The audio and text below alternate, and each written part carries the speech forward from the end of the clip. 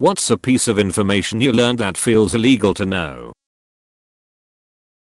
Potassium chlorate is available online, cheaply and in bulk, combined with table sugar and a little bit of sulfuric acid, also available online, or in a car's battery. It will explode and burn with a purple flame. If while handling laboratory mice during an injection or earmark, or whatever, you accidentally squeeze too hard for too long and the mouse starts dying of asphyxiation, you're supposed to helicopter them by the tail as a quick revival strategy. Edit. No, this maneuver does not harm or kill the mice. To clarify, it's very mild and slow helicoptering, at 0.5 to 1 revolutions per second, not rapid centrifugation, and this should never be done to rats. Mice are light enough for this to be okay. Similarly, it works with baby sheep. My family raised sheep when I was younger, and we birthed a lot of lambs. Sometimes a ewe will ignore a lifeless third baby when she has one or two other newborns that she's figuring out. To help wake up the baby, we would use straw or hay to stimulate the nostrils, trying to invoke a sneeze, and rub the body simulating its mother licking it. When time is running out and the baby isn't breathing, a last resort is to grab a good handful of newborn baby lamb rear feet and swing that little guy around the barn in a very helicopter-like way. I know, sounds crazy, but I've seen it work dozens of times. You're allowed to rip the tag off your mattress. Lol, yeah, it's funny to me that people don't know this. They read "do not remove under penalty of law," but completely miss the "except by consumer" underneath it. Unless you're some kind of mattress middleman who buys them up to resell to end users, you can take the tag off your mattress and it's perfectly legal. Source: I work for a bedding company and my job, supply chain, involves compliance/cap.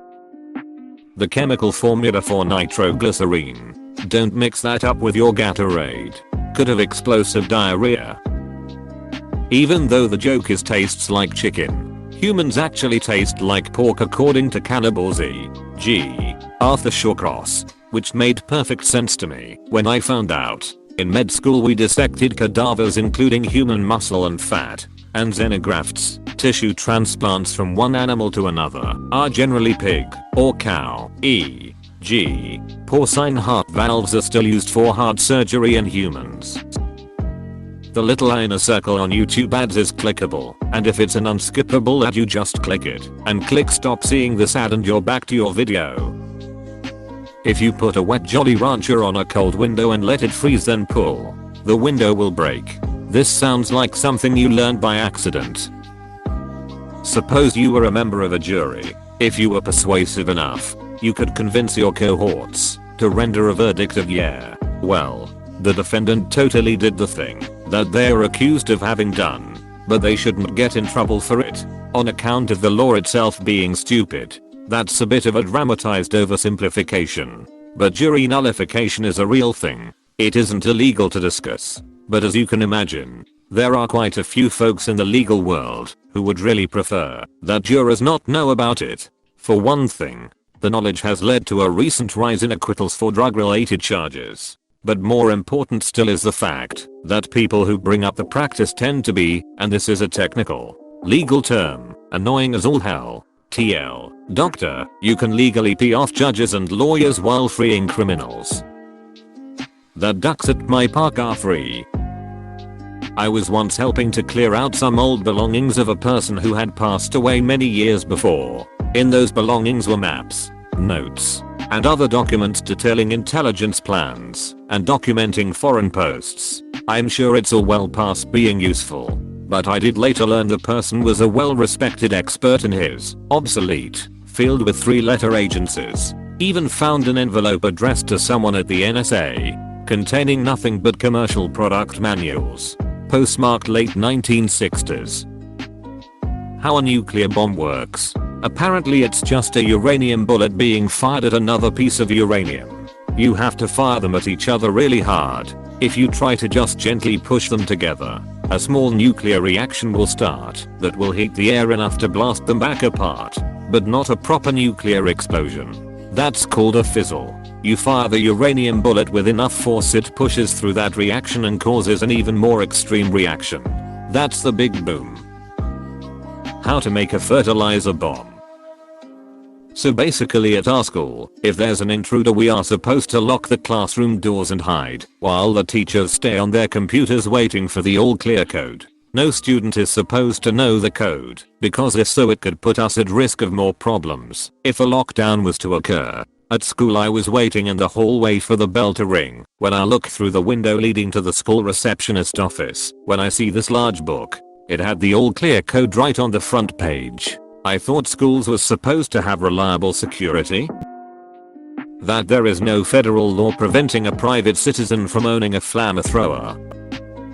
In America, you can A. own a pet bear, B. own a tank, C. own an RPG launcher, D. own a pet bear which is riding a tank while practicing firing an RPG. E. profit. E. explode. Hydrofluoric acid won't eat through plastic. It will, however, dissolve metal, rock, glass, ceramic. Breaking Bad Season 1. If you have a VHS tape with copy protect on it, you can record it over onto Betamax then back to VHS to get rid of the copy protect. This must have been rattling around in your head for the last 20 years or so. The numbers on many security keys are actually the booting depth, and that's basically all you need to know to make a copy. I bought a key clipper a while back and now I can make my own keys. It can be tricky though. I'd rather have a key cutting machine. But a $21 key clipper is cheaper than a $100 key cutting machine.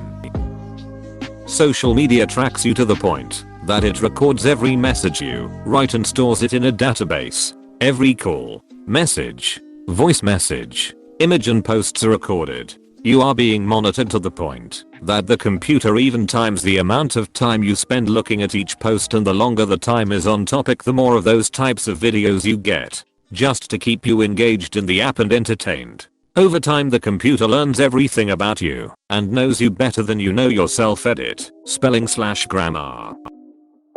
The median surface area of infants, babies, and toddlers cross-referenced with how much leather you'd need to make common household goods. Most adults have no idea what they are doing. They just make it up along the way and go with it. Yep, they just seem more confident than others. How to make pipe bombs using pee. That sometimes science works a little like politics. It's sad and it doesn't feel good. Edit, yeah, I didn't mean science, but research and academia instead. Thanks to the guy who brought that up for the correction.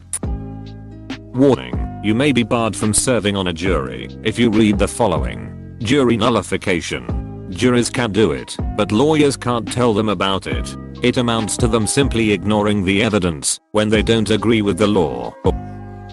The fact that scientists lied and said cigarettes were good for people. I'm a criminal in 72 countries. Being gay is weird. How easy it is to pick a lot of locks. Oh, there is another one. While looking for an old Nokia 1616 cell phone on eBay, I ran across an auction that was basically a trigger for activating anything electrical using an old cell phone. It was being sold as a way to turn on a light remotely via a cell phone call, and it was disturbingly simple. I won't go into specifics. Also, I recently found out that you can sell something that can be used for an illegal purpose if it also has a legal purpose. Silencers for pistols apparently. There are companies who sell solvent traps which are basically silencers. It is like how they sell those little roses in glass tubes at convenience stores that are basically crack pipes. Also, back in the day you could listen into cordless phones with a common radio scanner. In Canada you could buy ones that allowed you to listen into cell phones. The bans were blocked on radio scanners sold in the US. But I happened to accidentally buy a scanner that had a factory defect that allowed a portion of the blocked cell phone band to bleed into an unlocked band. All that has since changed now because of the advance of technology, but man was it fun while it lasted. You are allowed to put toothpaste in the microwave. Even if a policewoman sees you putting toothpaste in the microwave, she is not allowed to stop you, because it is your microwave and your toothpaste that you paid for with your own money. In fact, nobody has been convicted of putting toothpaste in a microwave since October 9th, 1945. The only reason why that date does not go back further is because the microwave was not invented until October 8th, 1945. Toothpaste was invented in ancient Egypt, but they did not put it in microwaves. They may have mistakenly thought that it was illegal, but it is not. There is more than enough food produced in the world to feed everyone until they are obese. We just throw most of it in the garbage for aesthetic reasons, or because nobody wants to pay people to perform the jobs that would allow it to be saved and actually put to good use. You can just take ducks from a park. The police won't stop you. Concerned because 1. This is the second post on here about stealing ducks from the public too. How/why do you know this information? Barbecue sauce is mostly just ketchup.